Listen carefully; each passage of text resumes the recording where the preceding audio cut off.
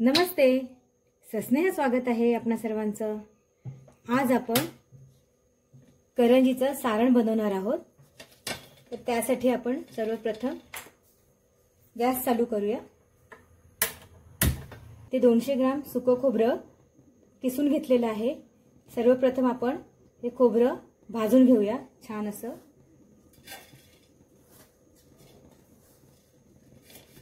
आता हे सुकं खोबरं आहे ते मध्यम आचेवर आपण छान भाजून घेऊया। अगदी योग्य प्रमाणात आपण करंजीचं सारण बनवणार आहोत, तर त्यामुळे व्हिडिओ पूर्ण पहा ही नम्र विनंती। हे बघा छान असं आपण हे भाजून घेऊया। खोबरं मस्त असं खमंग भाजून घ्यायचं, म्हणजे सारण आपलं उरलं ना तर ते आपण काही दिवस स्टोर करून ठेवू शकतो।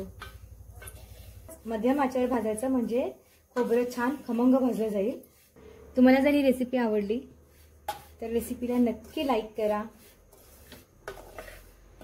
आणि सारण कसं तयार झालं आहे, मला आवडलं का हे कमेंटमध्ये जरूर कळवा आणि तुमच्या मित्रपरिवारामध्ये ही रेसिपीचा व्हिडिओ शेअर करा।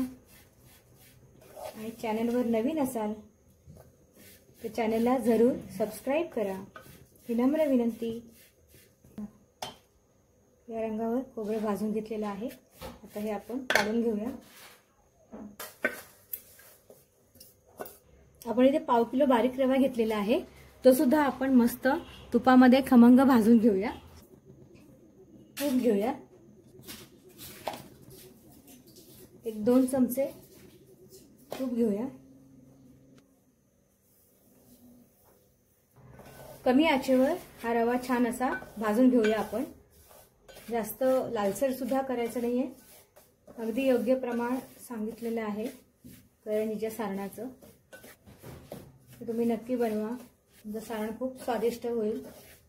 रवा भाजताना आपल्याला सतत चमच्याने तो परतत राहायचा आहे। खूप छान असा रवा भाजून झालेला आहे। तर आता आपण यामध्ये ना पाव वाटी खसखस घेतलेली आहे, ती खसखस यामध्ये घालून घेऊया। आणि थोडेसे ड्रायफ्रुट्स घेतलेले आहेत, मिक्स ड्रायफ्रूट आहेत, ते पण यामध्ये घालून घेऊया। खारीक पूड आहे 50 ग्राम, ती पण यामध्ये घालून घेऊया। 50 ग्राम खारीक घेतली होती, तिच्या बिया काढून मिक्सरमध्ये त्याची अशी पावडर करून घेतली आहे, ती सुद्धा या रव्यामध्ये घालून छान मिक्स करून घेऊया। मंद गॅसवर थोडं 5 मिनिटं परतून घेऊया। एकजीव परतून झालेला आहे, त्यानं आपण हे काढून घेऊया। रवा आता गार करून घेऊया आणि त्यानंतर पुढची तयारी करूया। हे बघा खोबरं 200 ग्राम घेतलं होतं आपण, त्यामध्ये रवा पाव किलो घेतला होता।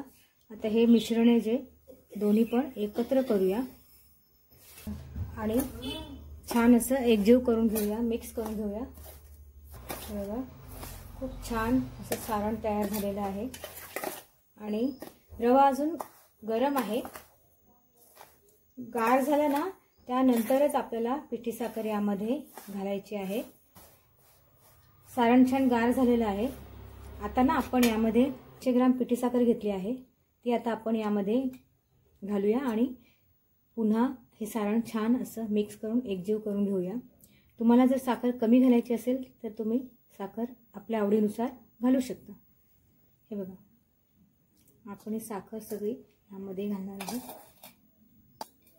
सारण पुन्हा छान असं मिक्स करून घेणार आहोत।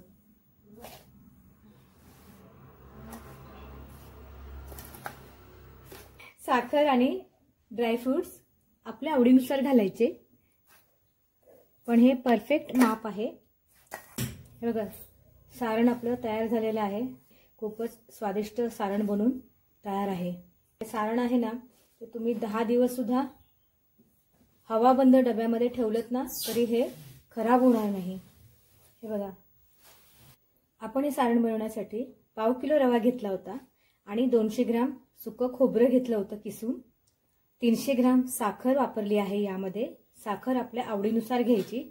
ड्रायफ्रुट्स घेतले होते 50 ग्राम, खसखस घेतली होती 2 मोठे चमचे आणि 50 ग्राम खारीक पूड घेतली होती. असं आपण एकूण साहित्य या सारणामध्ये वापरलं आहे. आता सर्वात शेवटी काय करायचं, यामध्ये आपण वेलची पूड घालून घेणार आहोत.